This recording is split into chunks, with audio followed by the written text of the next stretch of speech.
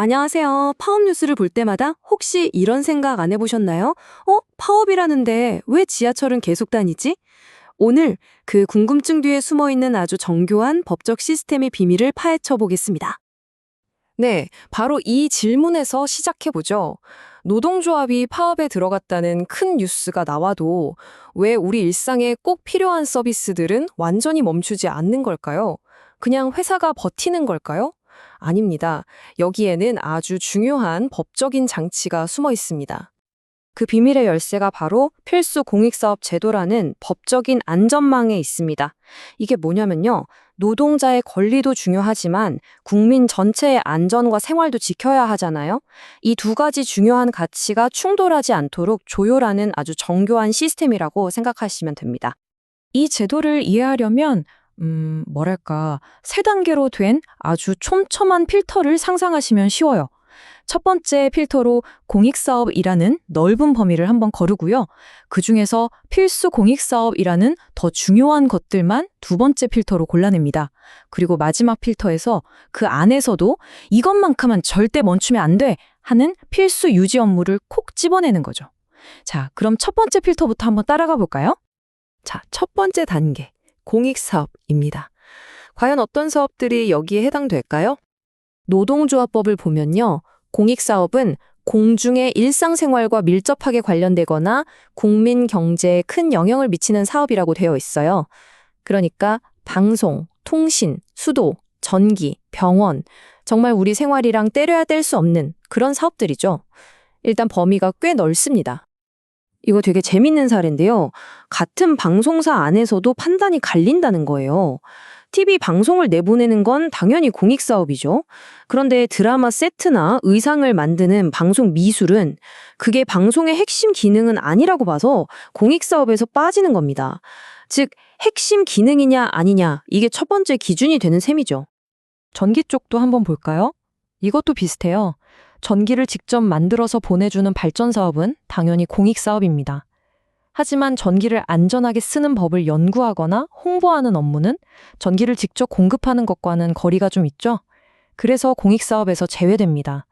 여기서도 업무의 직접성, 핵심성이 중요한 판단 기준이 되는 걸 알 수 있습니다.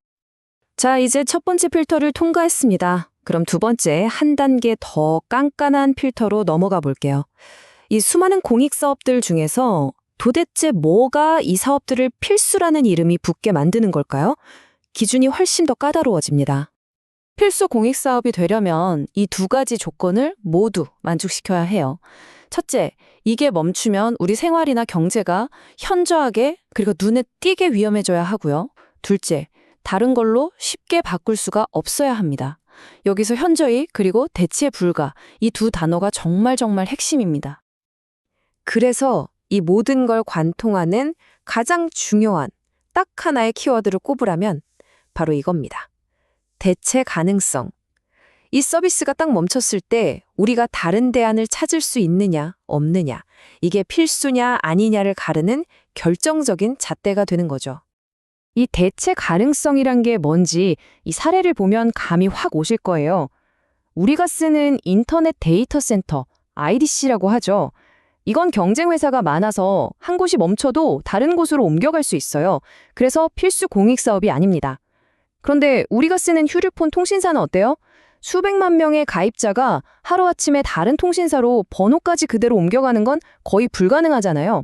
그래서 대체가 어렵다고 보고 필수 공익 사업으로 지정된 겁니다.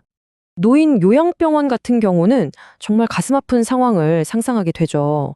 환자분들을 갑자기 다른 곳으로 안전하게 옮기는 게 사실상 불가능하잖아요. 생명과 직결되기 때문에 대체가 불가능하다고 보는 겁니다. 반면에 산업단지에 증기를 공급하는 사업 같은 건 법에 딱 정해져 있지도 않고 다른 대안이 있을 수 있기 때문에 필수 공익 사업으로 보지 않는 거죠. 자, 드디어 마지막 단계입니다. 가장 정교하고 가장 핵심적인 필터라고 할 수 있죠. 여기서는 이제 회사 전체가 아니라 그 안에서 이루어지는 아주 구체적인 일, 바로 업무에 집중하게 됩니다. 필수 유지 업무라는 건요, 필수 공익사업의 수많은 업무들 중에서 이게 멈추면 사람들의 생명이나 건강, 안전을 직접적으로 위협하는 바로 그 일들을 말합니다. 그러니까 법이 이 회사는 파업하면 안 돼! 라고 막는 게 아니에요. 그게 아니라 이 회사 업무 중에서 다른 건 몰라도 이것만큼은 절대 멈추면 안 된다! 라고 딱 집어주는 거죠. 아주 정밀하죠? 지하철을 예로 들면 아주 쉬워요. 열차를 직접 몰거나 관제실에서 신호를 보내는 것처럼 안전운행이랑 직결된 일들, 이건 필수 유지 업무예요. 멈추면 큰일 나니까요.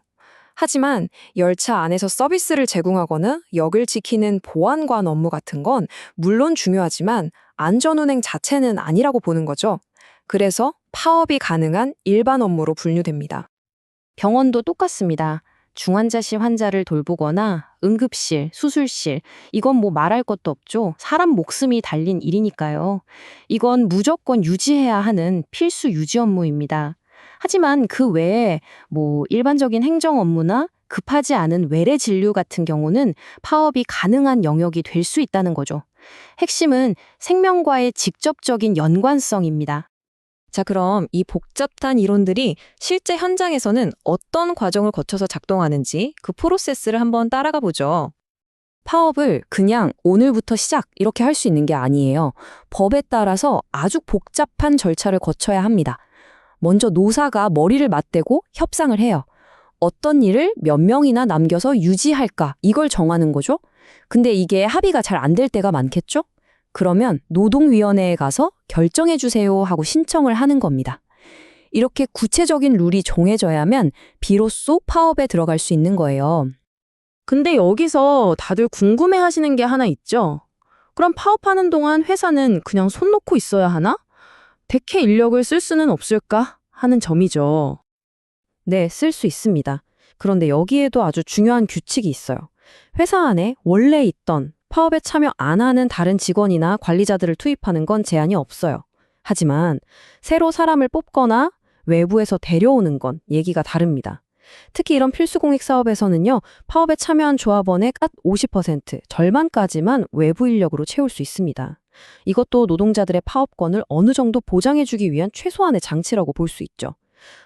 지금까지 우리가 살펴본 이 모든 복잡한 과정들, 결국 딱 하나의 목표를 향해 가고 있습니다. 그건 바로 정말 아슬아슬한 균형점을 찾아내는 일입니다. 이 제도의 핵심은요, 파업 금지가 절대 아닙니다. 그게 아니라 파업은 하되 그로 인한 사회적인 충격을 최소한으로 관리하자는 데 있는 거예요. 결국 이건 노동자에게 보장된 단체 행동권이라는 아주 중요한 기본권과 국민들이 안전하고 안정적으로 살아가야 할 생존권이라는 또 다른 중요한 기본권, 이 둘 사이에 정말 끊임없는 줄다리기라고 볼 수 있어요. 그리고 그 결과물이 바로 이 제도인 셈이죠. 자, 오늘 이야기를 마무리하면서 여러분께 한번 여쭤보고 싶습니다. 모든 게 다 연결되어 있는 이 시대에 여러분이 생각하시기에 정말로 이것만큼은 멈추면 안 된다 하는 서비스는 뭔가요?